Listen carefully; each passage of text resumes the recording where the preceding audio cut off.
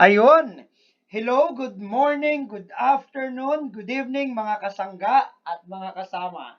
Welcome to Matibay Class. And welcome to the world of P2. P2 naman Ang Tintin. bilis. Ang bilis ng panahon. Dito. Okay, parang kailan lang nag-uumpisa tayo. So ngayon, nandito na po tayo sa lesson 10 and it's all about Uy, nag-level up din. level up ulit. P2, kailangan mag-level up. Measures of central tendency. Okay? Uy. Ayun. This week, may pa-crack tayo. Bakit may crack? Makakrack yung utak nila. Joke lang. At namabuo. Dumabuo. Ganyan. Joke lang mga anak. Okay, we have two objectives for this topic, Ma'am Tintin. First is to compute measures of central tendency from ungrouped And group data. Nahuli yung group data. And of course, second is to identify the appropriate measures of central tendency for the given set of data. Ayan. And itong mga tanong na ito, Ma'am Oo, Tintin. mga ano yan, mga real life. Yes, your examples. parents give you allowance. How much do you spend per day? Ganon. Or what is the average number of hours you spent on your phone browsing on social media sites? Lalo na ngayon, puro Oo, online oo, tayo, yan. di ba? Yes, how many hours of sleep you take every day? Oh, yun. So, those are a few questions that can be answered using the concept of average or most probable middle value. So, a measure of central tendency is a single value Yun. that attempts to describe a set of data by identifying the central position of central tendency, within the set of data. Yes, ma'am. So in this Ma'am Tintin module, you will learn how to compute the central tendencies. Ano yung Alam mga natin yun? yan, Ma'am Tintin. Alam natin yan, Favorite tatlo yan. yun. Favorite natin to. The mean, median, and mode. Let's proceed. May pakrak talaga. Ayan. Okay, sabi ko nga, we have three common measures of central tendency. We have the mean, median, and mode. Okay, favorite mo yan? Yes, ito yung dinemo ko nung nag-apply ako kayo. Oo, di ba? At yan ang dahilan kung bakit naka 5 years ka na ngayon sa Oo, UPA. median mode. Ano nga ba ang ibig sabihin ng mean, median, and mode? Let's start with mean. Mean is the average of the numbers or a calculated central value of a set of numbers. I'm sure lahat tayo kayang compute ng mean kahit yung pamangkin ko na 3 months. Yes, yung average na grade nila, mga ganun, mga ganyan lang naman. So Yes. average, when we say mean, it is all about average. Yes, ang key term natin dyan is average. Yes. Let's move on to median. From the word itself, median, nasa gitna. Middle. Middle, denoting or relating to a value or quantity lying at the midpoint of a frequency distribution or of observed values or quantities such that there is an equal probability of falling above or below it. Yan, grabe yung emphasis mo kay midpoint. Parang may nasabit pa sa akin. Ayan. Next and last, we have mode. And when we say mode, it is the value that appears most frequently in a data set. Sa Tagalog, yung Yung palaging pinaka- lumalabas. Yung pinaka madaming beses na naulit. Yes. Yun. Ayun. Kagaya nung pag tinignan mo yung grade mo, puro 50-50. Yun yung mode. Mode. Charot Oo. lang. Ayan. So let's go on the application. Yes. Okay. Examples. And let's now apply mean, median, mode of group data and ungroup data. Pero bago ang lahat, Ma'am Tintin, papakita ko lang yung kamay ko Baka Baka sabihin nyo, dumi yan. Ink yan. Nag-refill siya kasi ng Ink printer. yan. So, May pa-disclaimer. baka sabihin nila, itong teacher na ito, Dungis. Dungis, okay? Let's have our first example, Ma'am Tintin. Will you please read? Find the mean, median, and mode of the following list of values. Okay. 13, 9, 10, 8, 10, 10, 11, 12, 11, and 11. Okay, pang elementary ito mga anak because mean, median, and mode of ungroup data ay super dali lang pong kunin. Basic, Okay, yes. super basic. Let's start with mean. Sabi natin doon sa ating discussion, mean of ungroup data, ang gagawin lang natin is to get the Average. sum of all the values divided by the number of sample. Isn't it, Ma'am Tintin? Yes. Okay? So in this particular example, let's add 13 plus 9 plus 10 plus 8, plus 10, plus 10, plus 11, plus 12, plus 11, plus 11, divided by 1, 2, 3, 4, 5, 6, 7, 8, 9, 10. Okay, using our calculator, we have 13 plus 13 Parang TV lang 13 binabalik. plus 9 plus 10 plus 8 plus 10 plus 10, tama ba? Plus 11 plus 12 plus 11 plus 11 is equal to 105 All over. all over 10. So divided by 10, our mean is equal to 10.5. Ito po ang ating mean. Ganun lang kadali. Question. Sir Jason, kailangan pa bang i-arrange? Yes or no? Depende sa inyong trip. Kung gusto nyo i-arrange from highest to lowest, walang problema. Kung gusto nyo lowest to highest, wala ding problema. Anyway, ang kinukuha naman natin dyan is the average lang naman. Okay? Yes. Are we clear, Ma'am Tintin? Yes. Okay, let's move on to median. Sa median, mga anak, kailangan na natin siyang i-arrange from highest to lowest. Or okay? pwede rin from lowest to highest. Pero mas maganda, ma'am, from lowest to highest. Okay, median. Again, we are looking for the mean, median, and mode of ungrouped data. Okay, median, ma'am Tintin, pinakamababa is 8. Yes, 8, 9, Ilang 9? Isa lang. 1, 2, Tatlong 3, 10. tatlong 11, Tatlong 11. isang 12, Isang 12. isang 13. Isang 13. Since ang ating data is an even number, ibig sabihin ang sample natin ay even number. 10 kasi. 10, okay, ibig sabihin may dalawang gitna yan. Yes. Okay, bilangin natin, ma'am. 1, 2, 3, 4, 5. Isang gitna yan. 1, 2, 3, 4, 5. Isang gitna yan. Tama, ma'am? Yes. Ito ang gitna nila. Kapag ganyan ang situation, mga anak, if that is the case, just add the two middle term. Okay, so 10 plus 11 all over 2 divided by 2. Okay? So 10 plus 11 is equal to, divided by 2, our median is 10.5. Pareho lang. Okay. Okay. But, kapag add ang sample size, For example, 11 yan. 11. meron tayong 10, 5, 7, 6, and 8. Okay? Kukunin natin ang median, i-arrange natin 5, 6, 7, 8, and 10. Ang nasa Dalawa-dalawa gitna. ang nasa gitna is 7. So, ito ang ating median. Yes. Okay? Are we clear, Ma'am Tintin? Yes! Let's have a mode. Sabi natin sa mode, ang definition niya, ma'am, ay Yung pinaka maraming beses na naulit. pinakamaraming beses na naulit. Dito na tayo. Sa 8, 9, 10, 10, 10, 11, 11, 11, 12, and 13. Okay? Kapag titingnan natin, ang 10 ay dalawang beses na ulit, Tatlo. at ay tatlong beses na ulit, and also 11 tatlong beses na ulit. Yes. So ang modes natin ay Dalawa. 10 and 11. Since dalawang mode natin, tatawagin nating bimodal. So bimodal distribution kasi dalawa ang ating mode. Kapag tatlo, ma'am, trimodal. Okay, distribution. Are we clear, Ma'am Tintin? Yes. So ganyan lang ka-easy. Okay, ang Kapag ating ungroup. mean, median, and mode ng ungroup data. Yes. Kapag group data, Maraming tumakbo ka na. formula. Takbo na, ganun ba? Hindi, let's kaya start. yan. Kaya yan. Let's start, Ma'am Tintin.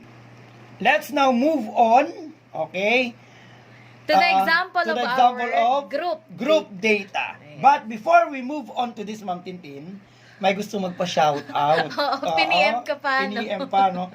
Shout out daw po sa mga BS Criminology Block 2 ng Yupang Ordaneta. At syempre, Ma'am Tintin, Dalawa yung nagpiyan oo nga. sa'yo. Ano yung isa? BS Nursing Block 22 ng, syempre, Yupang Maine. Main. Okay? Shout out sa inyong mga mga section, mga anak. Okay? I hope you like it. Alam kong inaantay nyo ito kasi wala ito last week. Yes. So, sa mga gusto mo pa shoutout dyan, Alam nyo na. alam nyo na. Wag. Mag-comment lang doon Sure, sa wag video. magatubili. Pakibasa, Ma'am Tintin. Okay, so consider the FDT of the urine amylase of 42 patients. Solve for the mean, median, and mode. Round off your answer to 2 decimal places. Before we proceed to the mean, median, and mode of a group data, ma'am, kailangan muna natin complete yung table. Yes. Okay? And our first problem is to get the value of class mark. Okay? Ang X dito, ma'am, is class mark na tinatawag. Lagay natin. Class. Class mark. Okay? And to get the value of class mark, all you have to do is to add your lower limit, okay, to yung mga to, and higher limit divided by 2. Okay? In this, ano tawag dito, ma'am? Row, okay? 10 plus 19 is equal to divided by 2. So this is 14.5. 5. Okay? So 20 plus 29 is equal to divided by 2 is equal to, ulit, 20 plus 24.5. 29 is equal to divided by 2 is equal to 24.5. Yes. Then 30 plus 39 is equal to divided by 2, 34.5. 34.5.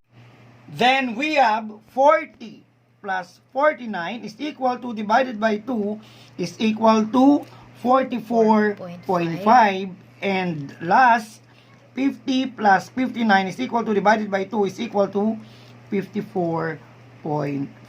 Okay? But before we proceed, ma'am, kailangan muna pala natin ito tala ang ating frequency.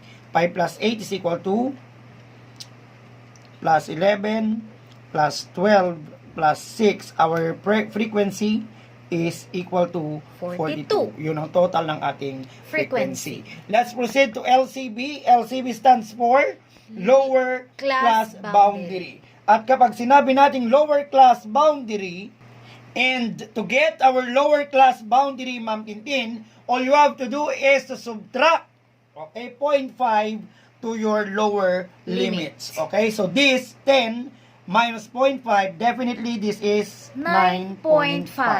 Nakakasunod bang Tintin? Yes. 20 minus 0.5 is equal to 19.5. 19.5. 30 minus 0.5 is equal to 29.5. 29.5. Ang arte, no? 40 minus 0.5 is equal to 39.5. and of course 50 minus 0.5 is equal to 49.5. Okay? Next row is what we called as A great less than cumulative less frequency. than cumulative frequency. And to do that, ma'am, mag-uumpisa ka sa pinakamaliit na frequency. Okay? Yes. Pinakamababang frequency. And 5. our smallest frequency is 5. Isusulat natin yung 5. Then, i-add mo na Yung mga pababa. susunod. Yes. Okay? Pero kung ang pinakamababa ay nasa baba, mag-uumpisa ka sa Baba. Are we clear, Ma'am Tintin? Yes. 5 plus 8. 13. 13. 13 plus 11, 44. 24. Ay, sorry. 24. Ba't ang dami naman ang sinabi ko? 44. 24. 24 plus 12 is 36. 36 plus 6 is equal to 42. 42. Okay, take note na dapat yung total frequency ay mag-equal siya sa last. Okay? And let's have Fx. Okay, stands for what, Ma'am Tintin? Frequency times class mark. Okay, so Fx is frequency times class mark. So let's start. We have 5 times 14.5 is equal to 72.5. Okay, next is 8 times 19. 24.5 Ay, sorry. is equal to 196. 196. Next is 11 times 34.5. 34.5 is equal to 379.5. 12 times 44.5 is equal to 534. 534. And of course, 6 times 54.5 is equal to 327. At dahil Ma'am Tintin, kumpleto na po ang ating table, we are now ready to get the mean, median, and mode of a grouped data. Let's begin with mean. Okay? But before we proceed on our mean, kailangan muna natin total to. Yes, Okay? summation. Summation muna natin. Para tuloy-tuloy na tayo mamaya, Ma'am Tintin. Okay? Substitution na lang. 72.5 plus 196 plus 379.5 plus 534 plus 327, that is equal to 1,509. Okay, yan. Kompletong-kompleto na, ma'am. Let's start. Ayan, biglang nagkaroon ng papel. And, kilala nyo naman si Sir Jason at Ma'am Tintin, hindi nagre-rely sa ating module. At Yeah. syempre, Ma'am Tintin, Mas gusto madali. ko yung madalihan ng ating mga anak. Yes. Okay? Kaya ito po ang ating mga formula for mean, median, and mode for group data. Yes. Okay? Our formula in finding the mean of a group data is, okay, equal to sample mean or sample mean is equal to sum of the product of the frequency in the class mark divided by total frequency. Okay? Next. Okay? Madali lang. Sample mean is equal to summation of f of x. Kanina, ma'am, kinuha na natin si f of x. Okay? F times Nakikita po x. ba? Yes. Nakikita po ba? F times x. At ang kanyang summation or total is 1,509. Nakakasunod po? Yes. This is now 1,509. All over. Summation of frequency or total number of frequency or total frequency. Kinuha rin po natin kaninang total ng frequency and this is equal to 42. 42. Mahirap madali. Ang dali-dali. Okay? So let's have, Kulang pa sa balibag sa pa. yan, 1,509 divided by 42 is equal to 35.90, since 8 yung susunod sa 2, 93. Dahil sabi po niya doon, round off your answer to 2 decimal places. So this is equal to 35.93. Okay, pareho kami nasa TG, pero mas madali maintindihan yung sa atin. Okay, Ma'am Tintin, since tapos na po tayo sa mean, let's go with median of group data. And to start with the median class of a group data, kailangan muna natin kunin yung median class. Yes. Okay? Yung median class natin, and to determine the median class of a group data, take note of this, mga anak. Okay? The median class is the class with the smallest cumulative frequency greater than or equal to 1/2 of the total frequency. Ang una natin gagawin is kunan muna natin yung 1/2 ng total frequency. Ang ating total frequency, sabi natin kanina, mga anak, is 42. 42. Okay? Divided by 2. Kasi 1/2. So we have now 21. Ang hinahanap natin ay kung ano ang pinakamalapit kay 21 na makikita natin kay cumulative frequency. Okay? Pinakamalapit na mas mataas kay 21. Okay? 5, mas mababa, hindi pwede. Yeah. 13, mas mababa, hindi pwede. 24, mas mataas, pwede. 36, mas mataas, pwede. 42, mas mataas kay 21, pwede. Pero ang pinakamalapit na mas mataas kay 21 ay 24. Therefore, mga anak, 30 to 39 is our median class. Naiintindihan, Ma'am Tintin? Yes. So, alam na natin ang ating median class. Okay? And we have now our formula. Our formula in finding our median class is equal to, basa. Median is equal to, okay, isa-isahin natin.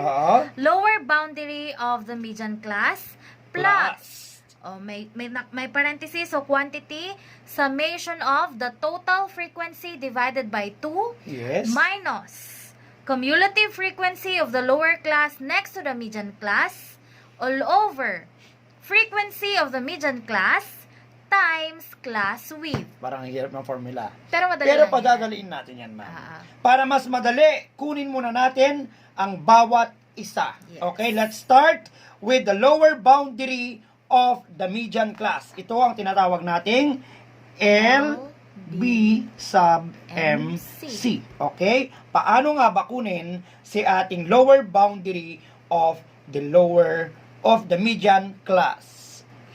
Take note mga anak ko, nasabi natin kanina, ang median class natin is 30 to 39. And to get the lower boundary of the median class, all you have to do is subtract 0.5 to lower limit of the median class. So we have now 30 minus 0.5. Therefore, our lower boundary of the median class, is equal to 29.5. So, meron na tayong LBMC. Ano ba kailangan natin sa formula, ma'am? We have summation of F all over 2. Summation of F all over 2. To get the summation of F all over 2, all we have to do is, kagaya lang ng ginawa natin kanina, Ma'am Tintin. Ano ba ang summation of F natin, ma'am? Sabi natin paulit-ulit, is equal to 42. 42. Divided by 2. 2 is constant, is equal to 21. Meron na tayong lower boundary of the median class. Meron na rin tayong summation of F all over 2. Next na kailangan natin is the less than cumulative frequency. Less than cumulative frequency. From the word less than cumulative frequency. Yes. Ang una mong titignan dyan, Ma'am Tintin, kung ano ang median class mo. Anong median class mo? 30 to 39. Okay, next, natitignan mo, ano ba ang cumulative frequency ng iyong median class? Ang cumulative frequency niya is 24. Tama ba, Ma'am Tintin? Tatandaan mo to. Kung ano ang kanyang nasa itaas. Okay? Kung ano ang cumulative frequency ng mas mababang class boundary. Ulitin natin, mama.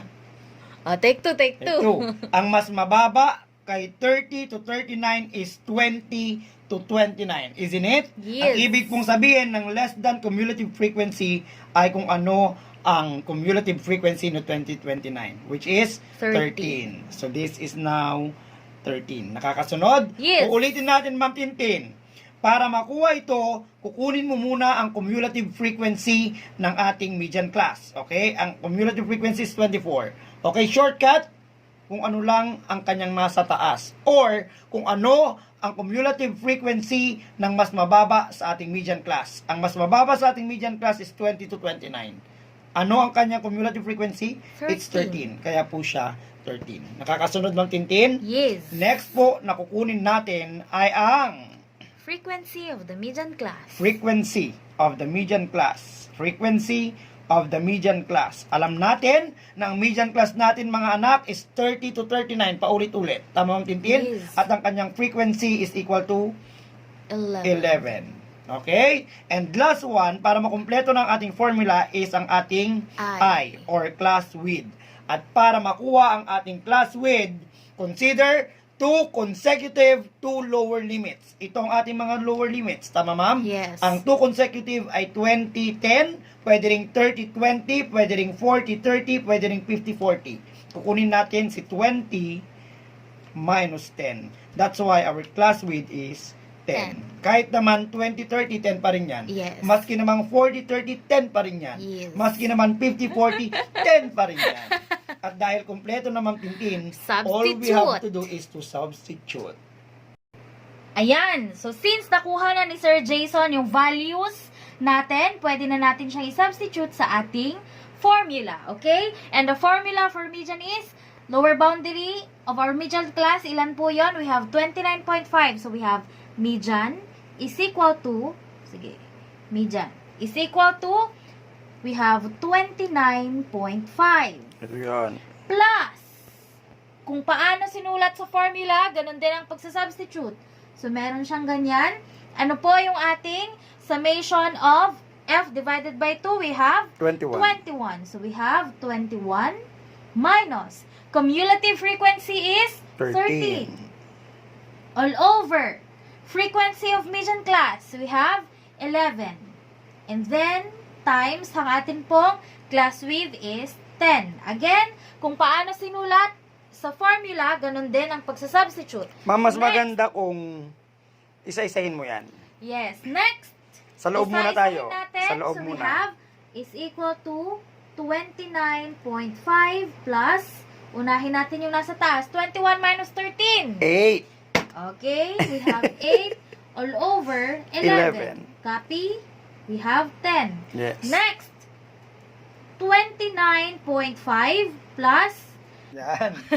next, applying MDAS, balikan natin yung MDAS natin. Ano yung meaning na MDAS? Multiplication, division, addition, subtraction. Unahin natin ang multiplication. 8 times 10 is 80. 80 divided by 11 is? Isulat mo muna, ma'am. Sulat muna natin. 80 all over 11. Next, equal to Pag-plusin na yan. 29.5 plus 80 all over 11. We have Calculator na yan. 29.5 plus 80 all over 11 is equal to 2 decimal points ang kukunin natin. So, ang final answer natin for me dyan is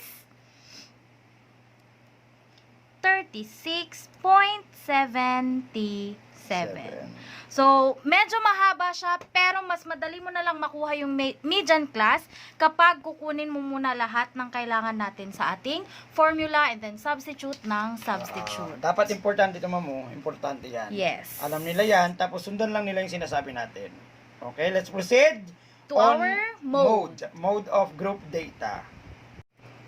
Yun, ma'am. Before we compute for our mode of the group data, okay, kailangan muna natin kunin ang tinatawag nating Modal class. Okay? Ang ating modal class naman, mga anak, ay nakadepende rin sa ating table. Okay? Titignan mo ngayon ang may pinakamaraming frequency. Okay? Based sa ating table, 5, 8, 11, 12, 6, ang pinakamarami ay 12. Therefore, itong 40 to 49 ang ating Modal class. modal class.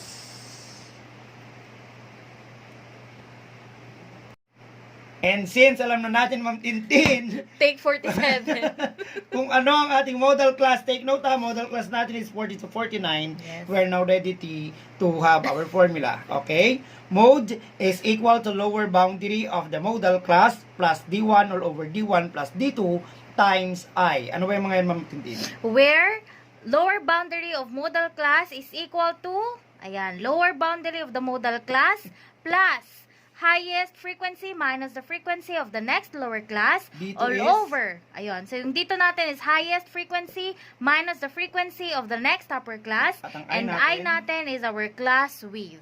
Okay, let's first start to have our LB sub MO. Okay? Para makuha natin ang value ng Ma'am Tintin, take note of our modal class. Okay? Ang class interval po niya is 40 to 49. Kukunan natin ang ating lower boundary or lower limit. Sorry. So, 40, again, magsusubtract lang tayo ng 0.5 or 0.5. Okay? 0.5 is constant. Okay? So, meron tayo ngayong 39.5. Okay? Let's now have D1. Okay? Paano ba kunin ang ating D1? Para makuha ang ating D1, kukunin muna natin ang frequency ng modal class. Anong frequency ng ating modal class, ma'am? 12. 12. Tapos sabi niya, ima-minus daw natin yung frequency ng mas mababang class. Okay, sa ating modal class. At ang mas mababa is 30 to 39. At ang frequency niya ay 11. So, minus 11. Meron tayo ngayong 1. So, we have now D2. Ang D2 naman is, again, kukunin natin ang frequency ng ating modal class, which is 12. Yes. Tama mong Tintin? Minus. Yung mas okay? mataas Yung naman. frequency naman ng mas mataas na Class. interval or class. Okay? We have 50 to 59, which is 6. Okay? So, we have now 6. Meron na tayong D1. Meron na tayong D2. I pa I naman po is, again, okay? Class 2 width. consecutive Lower lower limit. boundary or lower limit. Okay? 20 minus 10 ulit. 20 minus 10 is equal to 10. 10. Okay? Ayan. Kumpleto na tayo, ma'am. Okay? Let's now substitute. Okay? Mode is equal to LBMO is 39.5 plus D1 is 1 all over 1 1 plus 6 times times 10. Nakakasunod, Ma'am Tintin? Yes. Next, we have now 39.5 plus, okay, 1 all over 1 plus 6 is 7. 7 times 10. Next step is equal to 39.5 is equal to 10 times 1, Ma'am Tintin? 10. Ay, is equal to plus, sorry. 10 times 1, 10 10 all over 7. 7. Using our calculator, Ma'am Tintin, we have now 39.5 plus, okay, lalagyan ko ng closing open parenthesis, Ma'am Tintin, plus 10 all over 7 is equal to, we have 40.93. Okay, nakalimutan natin sabihin kanina. So, this is our mode. Babalikan natin yung ating median, Ma'am Tintin. Nasaan yung ating median kanina? Babalikan natin yung ating median, Ma'am Tintin. Sabi natin kanina, ang median natin is 36.77. Yes. Papatunayan kong tama. Sabi natin kanina, ma'am, ang ating median class ay nakay 30 to 39. Yes. And 36.77 is between 30 to 39. Yes. Tama, Pasok. ma'am? Pasok sa banga. Next, ang ating mode is 40.93. At sabi natin, ma'am, ang ating modal class is in 40 to 49. Okay? Pasok. Pasok sa banga. So, alam na natin kung paano kumuha ng mean, median, and mode of group and ungroup data. Okay, mga anak, kung may mga katanungan, always open kami ni Ma'am Tintin. Ang key po dyan is ulit-ulitin lang mga panoorin ang video. Medyo mahaba siya, pero kapag susundan mo yung aming mga Step-by-step steps, ay mas madali. Okay, thank you, Ma'am Tintin. Thank you so much, everyone. I hope marami kayong natutunan sa video discussions na ito. Okay. And go, go, go! Go, go, go! Lagi natin tatandaan, mahirap man ang lahat dapat ay ating kakayanin dahil tayo ay #matibay. Bye! Bye! Bye mga anak.